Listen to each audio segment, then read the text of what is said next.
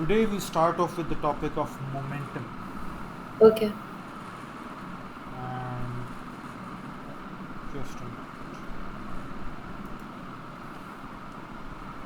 Alright, so when we're talking about force and motion and all of these things, so right, momentum is a property of a like a mass that is in motion, Yeah. and it is. Let me just put the heading.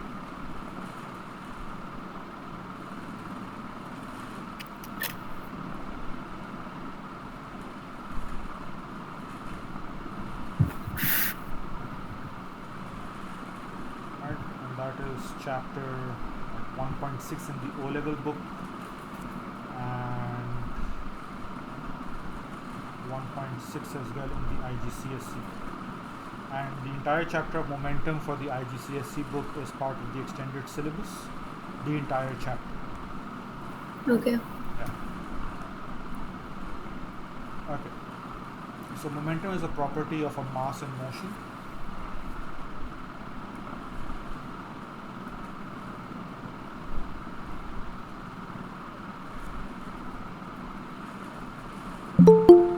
And it is defined as the product. Oops, not motion, momentum.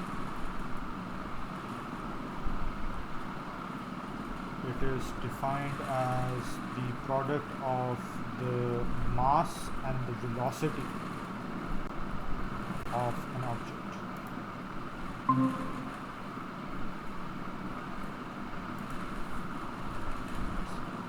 Welcome to class, Ibrahim. Salam alaikum. Walaikum Assalam. Okay, so mass times velocity. And right, so that is the formula as well, and that is the definition as well. Right, so this is the formula and definition of momentum. Definition.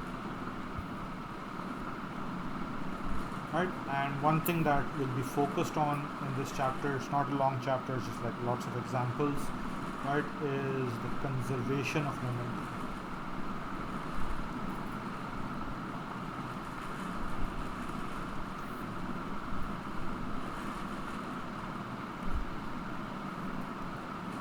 So I'll just show you the book, the introductory text, which is rather nice in this case, quite helpful.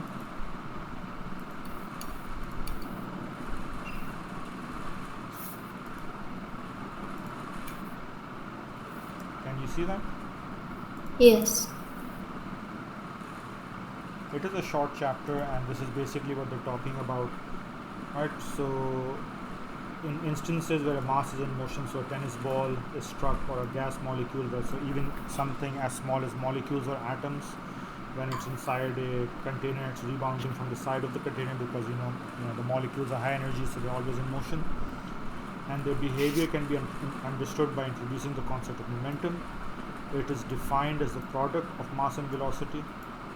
Right, as I said, the formula and the definition is the same thing. In this case, in a collision, momentum is conserved unless there are external forces acting such as friction, and for the sake of ease, we will not be considering external forces such as friction. You can demonstrate conservation of momentum in setups like the Newton's cradle. Have you ever seen the Newton's cradle? No. Okay, I'll show you a video about it and a picture as well. I did Okay. have it's available as toys now. It's fun, right? Obviously, as a toy, it's not as efficient. A proper Newton's cradle is pretty cool. So, right, and explaining what happens. So I'll show you a video about that. And then how momentum is useful to us in actual real life situations. So collisions, when they happen, if they occur over a very short interval of time, then the shorter the time interval, the greater the force on the body involved in the collision, right? And if you extend the time that over which the collision is taking place, then the force gets distributed over that time period, and so it's effect is felt less by the object or the person or whatever is happening. And that is why the crumple zones, they're giving the example of a car to help prolong the time of collision and reduce the force of an impact, or seat belts or airbags and whatnot. Okay, and that is basically all that they're going to talk about in this chapter. Like I said, it's the basic concept is Yes. less, and then there are lots of examples to help along with the concept. Okay, so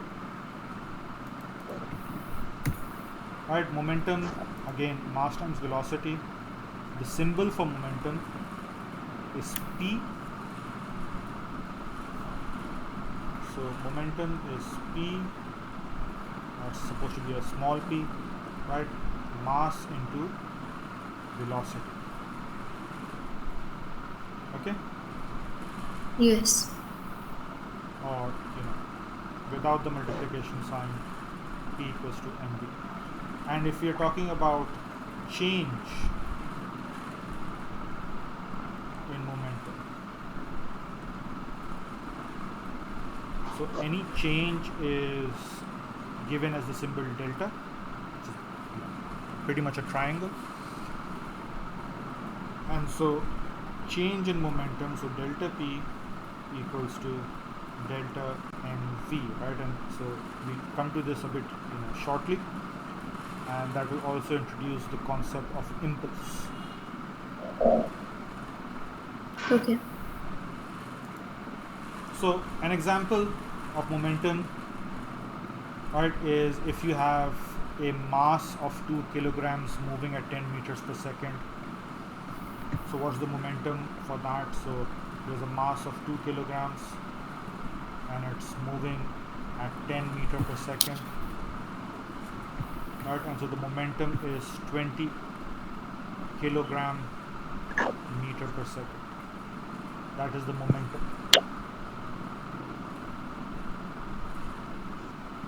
Now, different objects of different masses can have the same momentum depending on their speed, or different objects of the same speed can have the same momentum depending on their mass, depending on which one you're keeping constant and the other one you're changing. So, right, a mass of 5 kilograms, right, at a speed of 4 meters per second, right, also will have a momentum of 20 kilogram meter per second, right? Obviously this is Yes. a larger mass, but the speed is less, and so the momentum is the same, right? And so that's basically right, again, right, it's a property of how fast a body of a certain mass is moving. Yes. So, right, momentum is conserved. What they mean by that is if a body is in motion and, right, if it comes to a stop, then that momentum will be transferred to something else, right? Or if it's one body in motion and, right, two bodies join together, and so again that momentum will be conserved, so the end momentum will be the same. So, right, if either the speed will increase or something, right, so there will be some change. So conservation of momentum,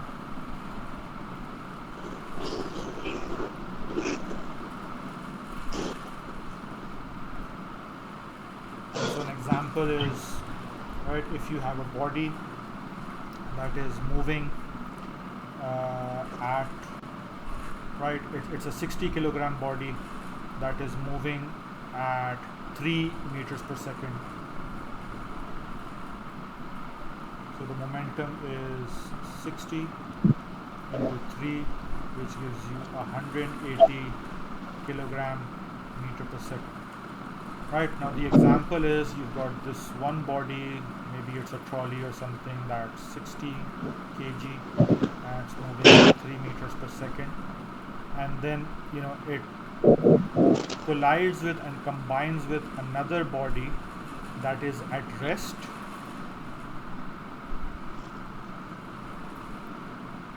so it's not moving, and it has a mass of 30 kilograms, right? And so then you have these two bodies moving together. You know it's 60, you know this is 30, but then what's the speed? Because momentum is conserved. So what the way this is going to look, right, is you're going to have 60, so the new momentum. Do you understand the scenario?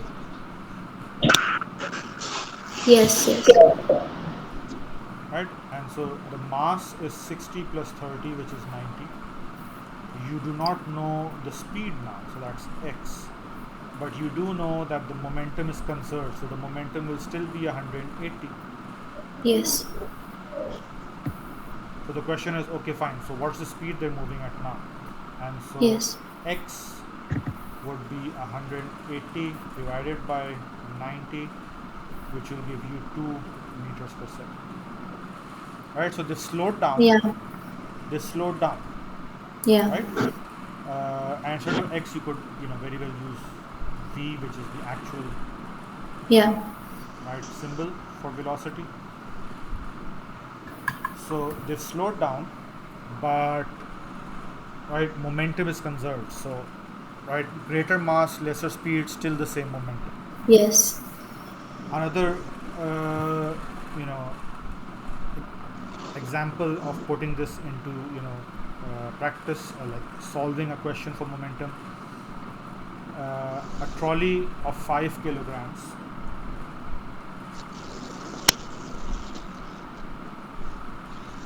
is moving at a velocity of 5 meters per second, right, and it collides with and joins a stationary trolley of mass 2 kgs. Collides with stationary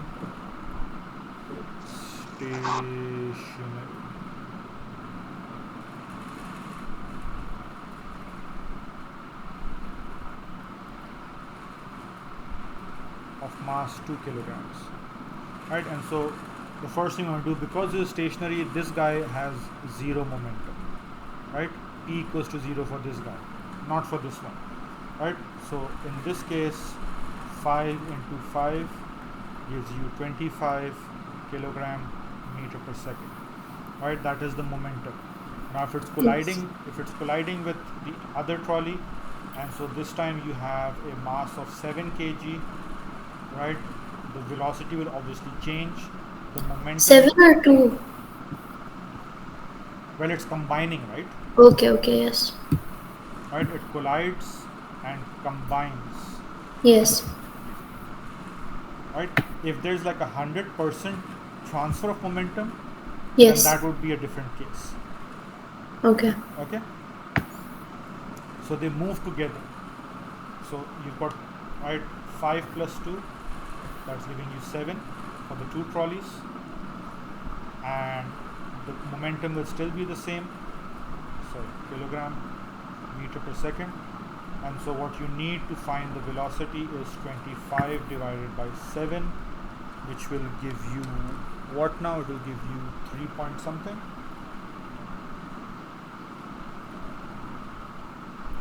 Right, so 3.57,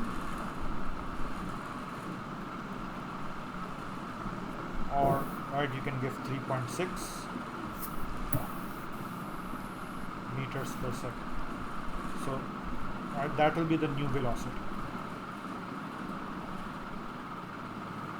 So it's slowed down because the mass is increased, but the momentum is still the same.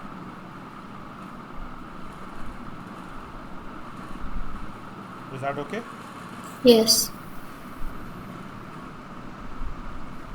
Okay. Now, right, momentum is a vector.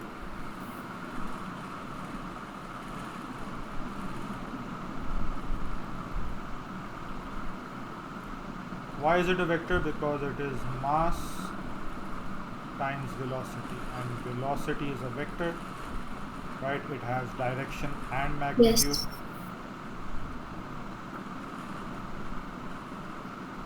right? And therefore momentum is also a vector. So the thing with vectors is, right, like force is a vector and weight is a vector, velocity is a vector, momentum is also a vector. And so the thing with vectors is, right, you don't simply add them. There's like, a method of adding vectors if they are working at angles, right? So if something's going like this and like this, and so you don't simply, right, because the angle is the problem over here. But if they are working in straight lines, right, so if they're working in the same direction, well, I shouldn't say straight line, if they're working in the same or opposite direction to each other, right, either in the same Yes. or opposite direction, then obviously dealing with them becomes simple. If they're working in the same direction, you simply add the two values, right? And if they're working in opposite direction, then you subtract the smaller value from the larger one. Yes.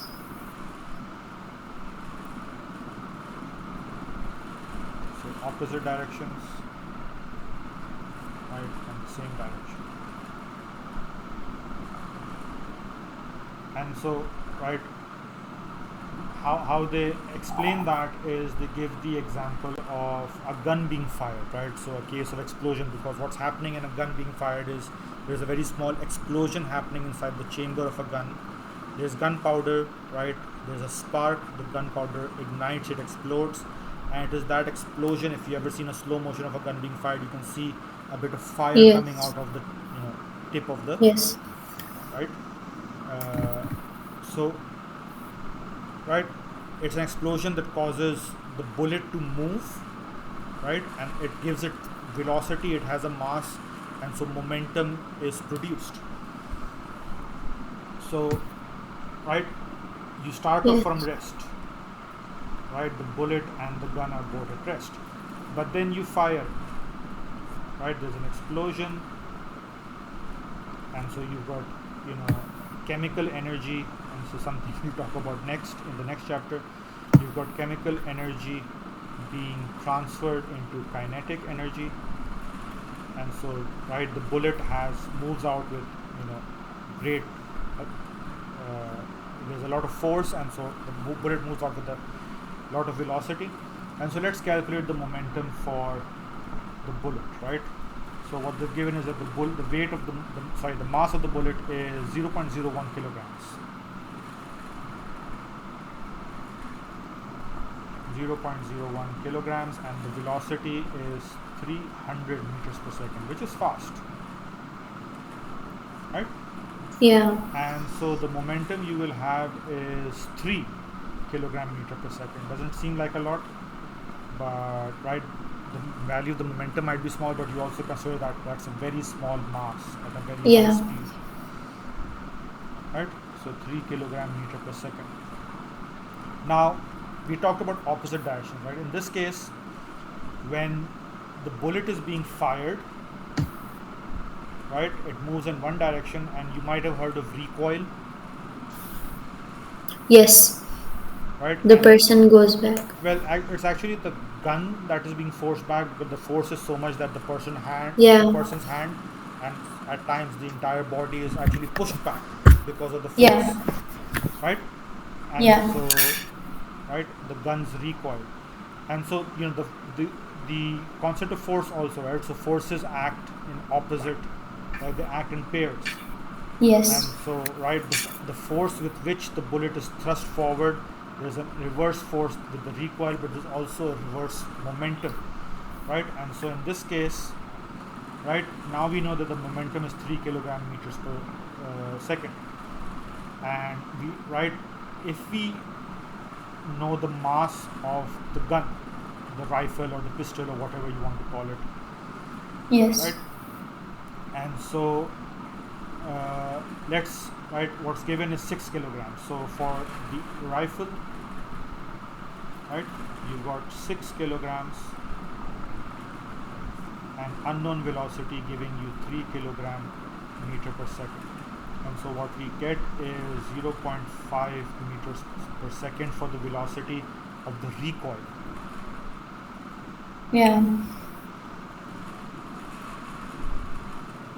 Right? And so that is the speed with which the gun moves back, and of course there's a force involved with it as well. And so you actually feel that push back, and your hands move, and all of that. And so why is this, why is it important to calculate this? Remember, this started from rest, right? And the directions are opposite, and momentum is conserved, right? So if you've got 3 kilograms meter per second for the bullet moving forward, then you also have 3 kilograms meter per second for the gun, for the rifle moving in the opposite direction, right? And so Yes. -3 and +3 will give you 0. So the resultant momentum is 0. And that way, even though looking at it doesn't seem that way, because the bullet is moving forward and you experience the recoil back, but as far as the momentum is concerned, right, it was conserved. Yeah. Okay? Yes.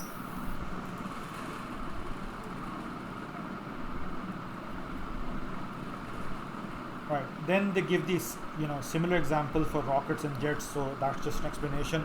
So again, right, you've got fuel inside rockets and jets. So that's chemical energy, and it is ignited. So that is converted to heat, and right. So steam is given off with a lot of force, and that force, thrusts the rocket or the jet upwards.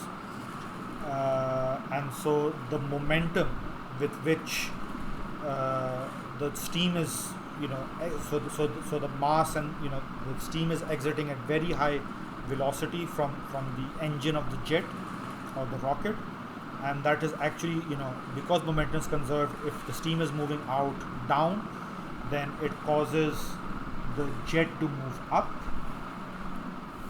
So it's just making a crude drawing over here.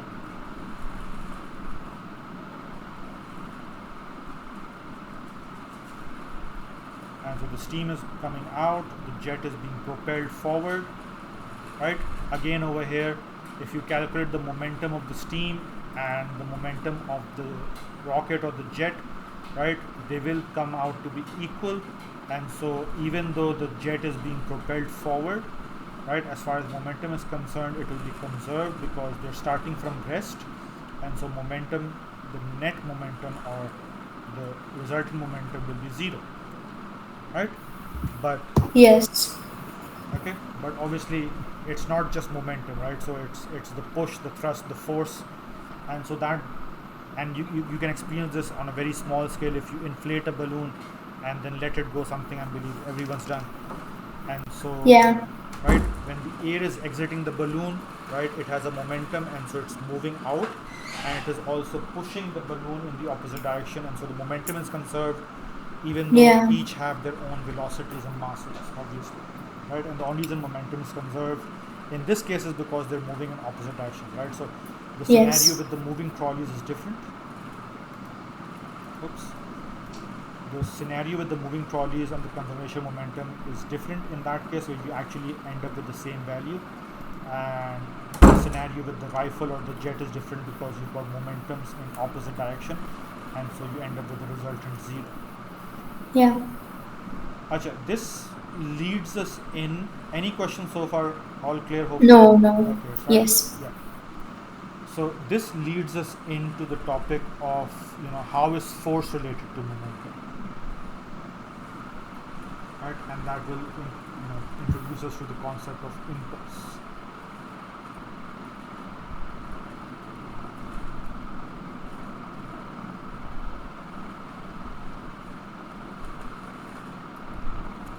So we know, right, that when a force acts on an object, right, it causes it to accelerate.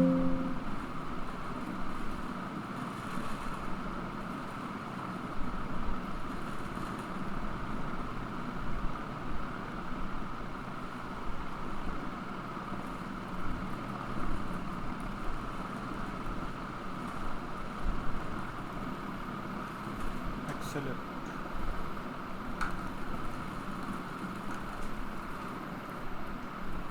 right? And so, right, what they're doing is that they're bringing in the different concepts that we have studied so far for acceleration, for mass and force and everything, and then they're linking that to momentum and getting, right,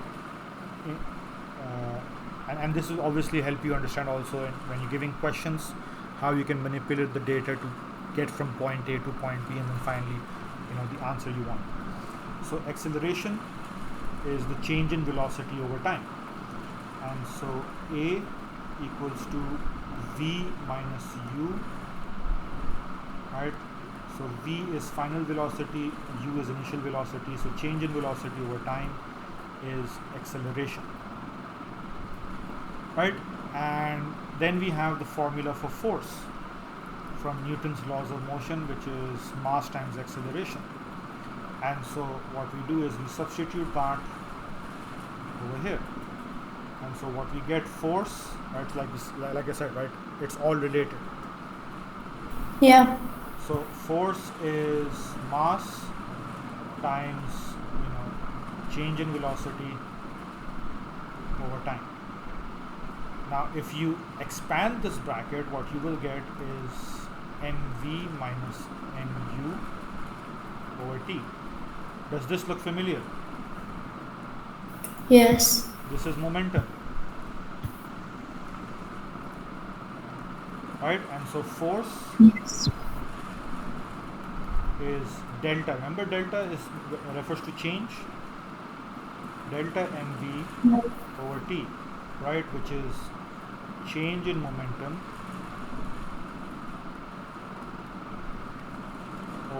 over time, right, in a certain time period.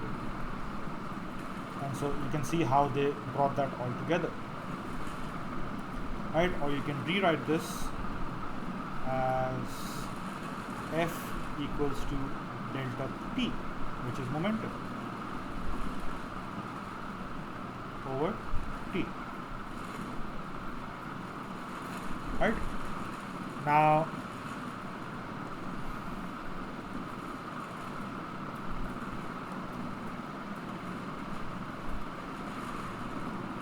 right, this formula for force, which is change in momentum over time, is what they are calling the resultant force.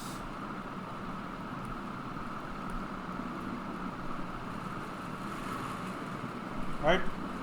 So resultant force is the change in momentum per unit time. And this is just another way of looking at Newton's second law, right? Newton's second law is force is mass times acceleration. So, right, we've got a formula for resultant force, which is change in momentum per unit time or over time.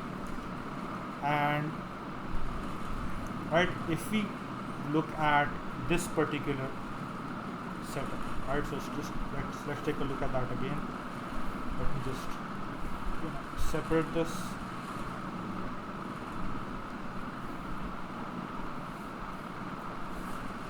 So what we had, right, was F force is right, delta mv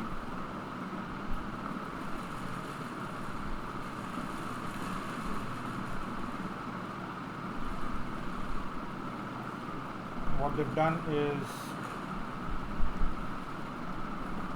they've put the time as delta t,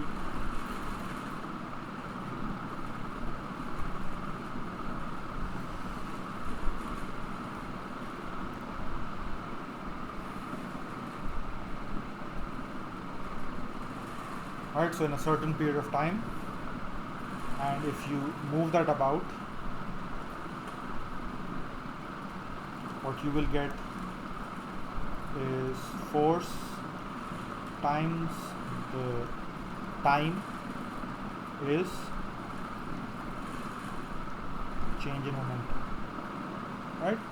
And this particular thing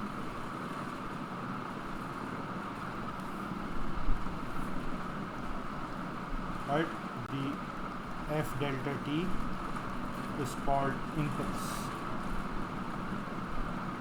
This is important for the examples we're going to deal with now, right? Is right how much force is acting on an object over how much time. And so the reason they've given delta t is even acceleration, right? Time changes, right? It's over a certain period of time, and that's why they've given delta t. They haven't just plucked it in, plucked it out of nowhere and plugged it in just for convenience. And as far as the concept of impulse is concerned, it is how much force is acting on an object over a certain time period. And so, right. So impulse and momentum is the same thing? It's not the same, right? Impulse is the change in momentum. Impulse is, right, force times time. It is not the change in momentum, right? But it's in the equation, it's equal to the change in momentum.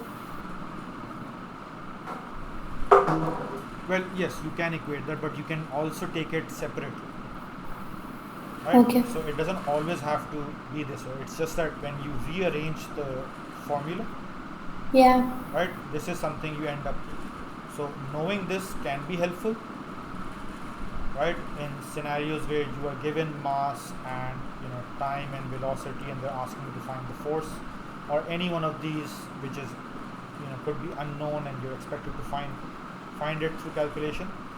But it's not that it always has to be F delta t equals to delta mv. That's something we know, that's something we can utilize.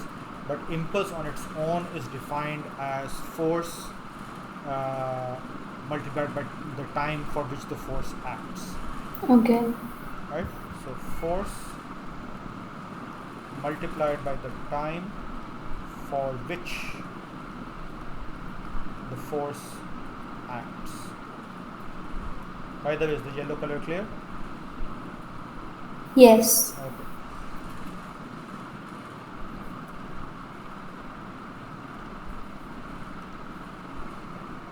So that leads us into certain examples of impulse and collisions. Right? A very simple example is if someone throws a ball at you. Right? So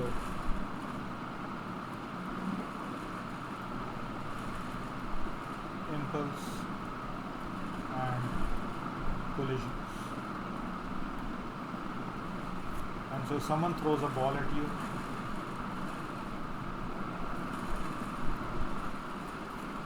Right, it has a mass obviously, and it has a certain velocity, and so it obviously has a certain momentum. So the way they're linking together, if you catch the ball and you don't move your hand, right, so you just catch it, and so what happens is you feel a certain sting. Right, it sort of hurts when you catch the ball if it is thrown with a lot of force and it is traveling with at very high velocity. Even if it's perhaps not, if it's a regular tennis ball, it does has a certain mass to it, right? Or if it's a bigger ball and it hits you like a football or something, and so it hits harder. Yeah. Right, and so if you're trying to catch the ball, you feel you have that certain sensation when you're catching it, especially if you don't move your hands.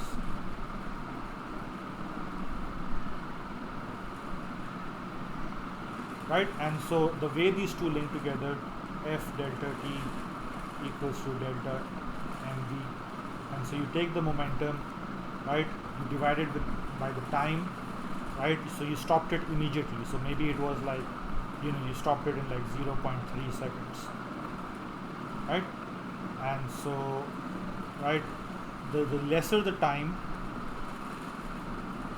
right, the greater the force will be.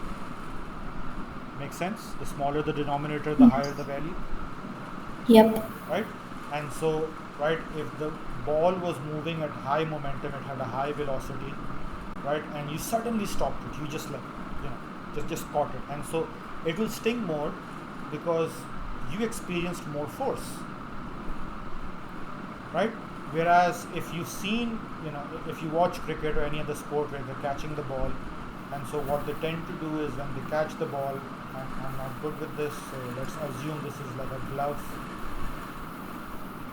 right? And you catch the ball, and so what you do is that you sort of move the glove back, you move your hand back as you're catching Yep. the ball, right? And so what you're doing is again using that formula, right? The momentum will be the same. Let's assume it's moving at the same velocity, right? But this time the time you took was longer.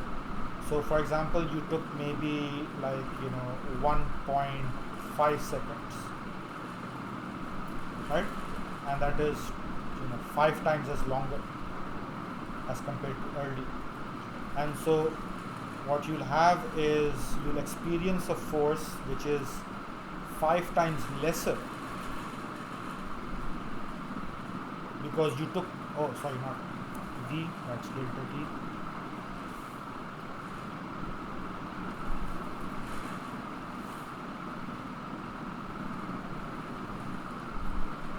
And because you took longer and you moved your hand back as you were catching the ball, and so you gave the ball more time to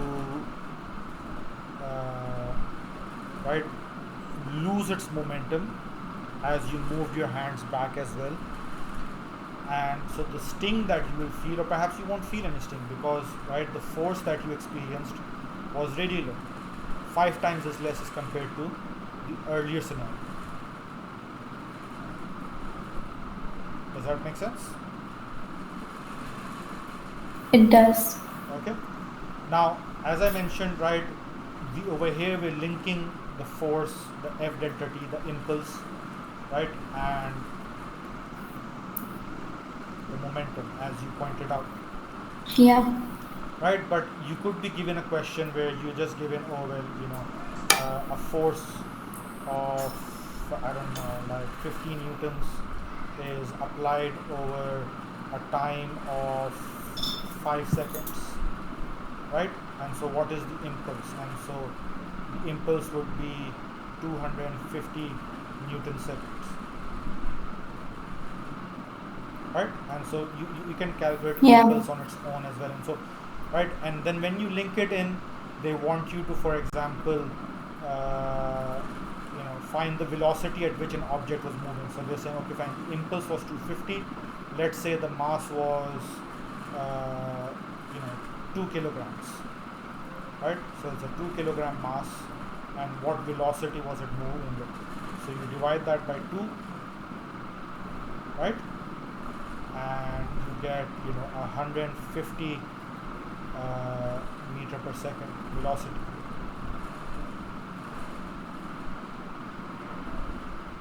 Right?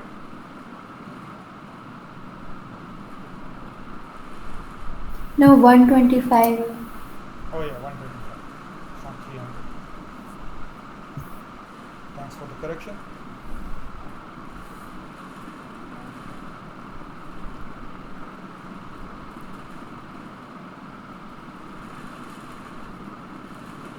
Right, now how did we end up, by the way, manipulating Yes. right Yes.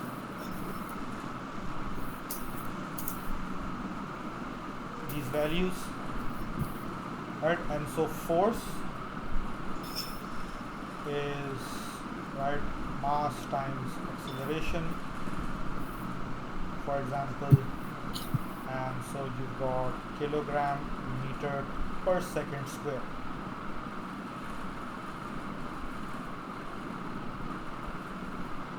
Right? And then in case of momentum, you've got another second coming in, right? So remember, this guy is, this per second square is in the denominator, and then you divide that by the mass, and so you got kilogram in the denominator for this whole thing. So basically what you're ending up with is kilogram meter per second square, if I just write that out properly, into seconds into 1 upon kg. And so you just work that out. So one of the seconds gets cancelled, the kilogram gets cancelled, and so you get meter per second, which is the SI unit for velocity, right? And Yeah. that kind of working where you figure out the SI units is something that should be practiced, right? We know it's meter per second, so even if you don't write it out in that expanded version, right, it works. But if you want to show it, if you're asked to show it, then you need to know how to manipulate the SI units. Yep. Okay, so you can very well be asked, right, to calculate the impulse on its own, and then there could be a follow-up question where they link it with momentum. Okay, and so they've given other examples in the book which I will not go over. They've given the example of a cricketer and a tennis player who follow through on their action, right? Long jumping, the sport, and why they use sand, right?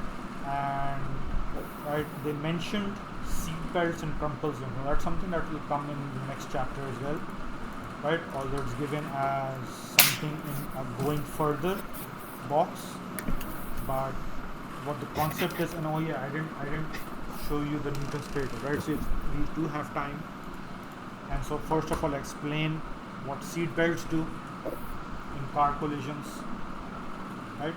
So in a car collision, right, obviously you have a car moving at, for example, let's say it's moving at 30 meter per second, and let's say the mass is like 1500 kilogram, right? And so the momentum is going to be high,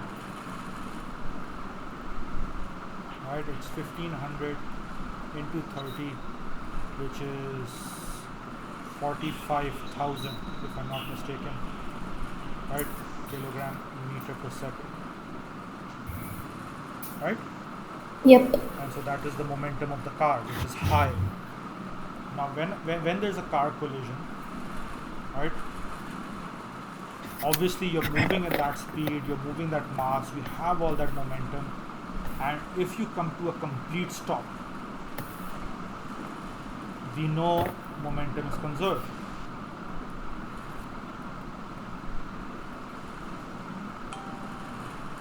Right? And so where is all of that momentum going to go?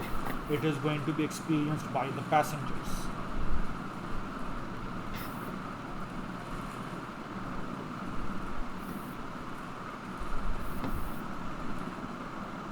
Right? And then over here is also where impulse comes into play. Right? So F delta T equals to, and so because momentum is conserved, what is the force that the people will experience, right? And so for example, right now you have the momentum, so it's 45,000, and the car came to a stop in, let's say, 2 seconds, and so the momentum is still going to be 22.5, so 22,500, right, newtons, which is, right, in fact adding a few more arrows won't be an exaggeration. That is the force that is experienced, right? And so, right, it will obviously thrust you forward, bringing in the concept of inertia. So you'll be thrust forward with a great force, you will hit your head, you will suffer from broken bones if you're not launched through the windscreen. Again, we're not taking into consideration external forces, we're not taking into consideration if the car flips or rolls over, anything such as that, just a simple collision. Right? Now what seat belts do? Right, we know seat belts extend, right? So they extend, right? Not, an accurate diagrammatic representation, but we know that, right? If you wear a seat belt, they extend. They also have a lock function, which I don't know, kind of like defeats the purpose sort of, because it's holding you in place, but it's also so that you don't get launched through the windshield or Yeah. hit the dashboard and break your bones. You will suffer injury anyway, but it will be lesser. And I say that from experience. Unfortunate Oh. part, yeah. I was actually in the back seat of my car when I had not me, it was like my father who was driving, so he had broken ribs, and my mother Oh as my well. God. Right, she had broken hands, and I was actually sitting in the back seat. So I can relate to this very well. I was sitting in the back seat. I wasn't wearing a seat belt. My father was wearing a seat belt. My mother as well. I was in the back seat, and when the collision happened, it was a pretty bad one. Not going into details. Suffice it to say that it was so bad. I was in the back seat when the collision happened. I was, I went unconscious, Oh. and when I woke up, I was lying on the front dashboard, Oh my God. and I suffered a dislocated leg and a fracture on my joint. So yeah, right. The force and the momentum does its job, right? It goes Yes. places. It goes places. So yeah, right. So what the seatbelt? This was like it's 20 years ago. So it's been a while.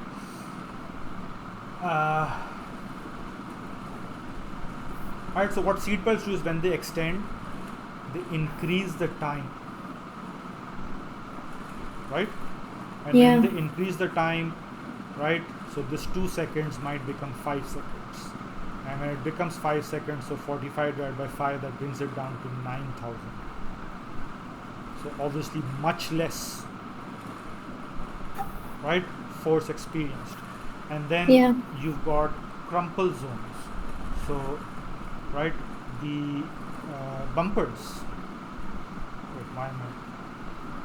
The bumpers of the cars, the front and rear bumpers, and also like the boot and the bonnet.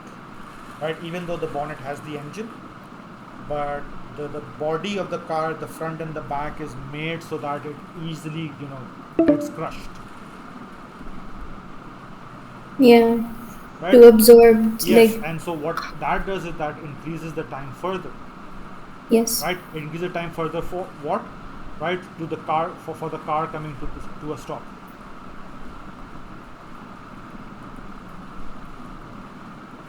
Right, so the time it takes for the crumple zones to get crushed and for the seat belts to extend, and that 5 second may take it up to even 7 seconds perhaps.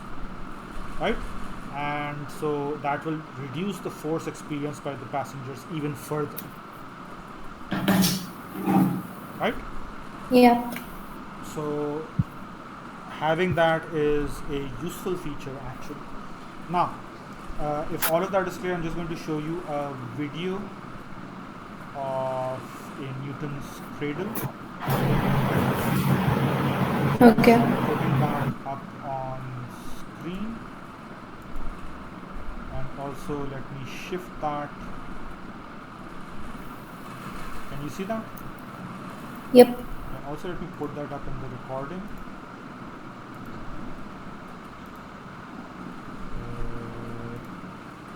Yeah, okay. So let me just play this. If I take 3 balls out of this Newton's cradle and let it go, will we have 3 balls come out the other side? There's only 2 left. In a closed system, without any external forces acting, momentum always stays exactly the same. And a great example of this is this system of bowling balls we have suspended from the ceiling, sometimes called a Newton's cradle. If I take Right. You can hear the audio, right? Yep. take 1 ball out of this Newton's cradle and let it go, when it collides, exactly 1 ball will come out the other side with exactly the same speed. What happens if we take more? Say we take the mass of 3 balls. Momentum needs to stay the same, but only 2 balls are left. So if we have 3 balls going in, 3 come out. The momentum of the middle one keeps the same. The only way to change the momentum in a closed system is to add an external force.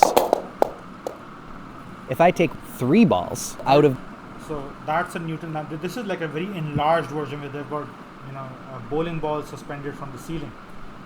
Yeah. If you take a different, if I have right, so perhaps this video. Right, this would be a better.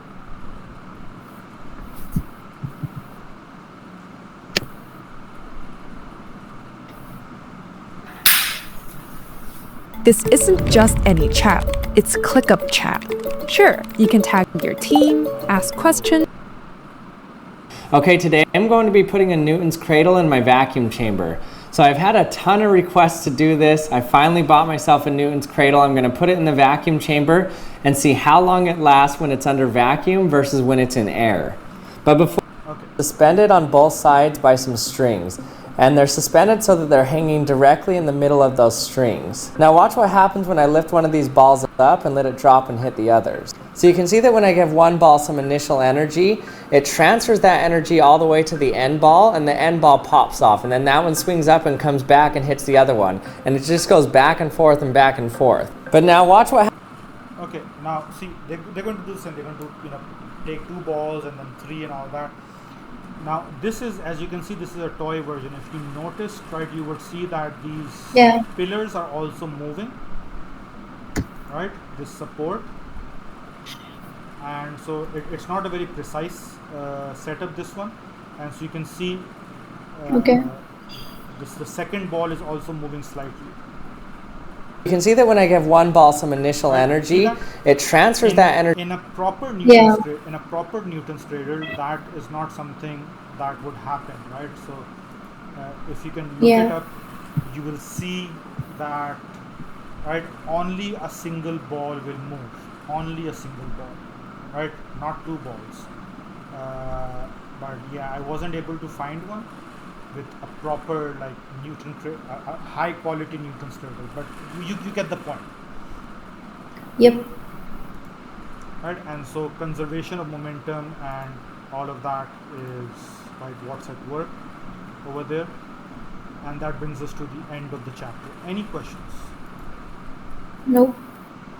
Then I will see you again tomorrow, and tomorrow we will be talking about energy, work and power. We probably won't be able to get through the whole chapter in one go.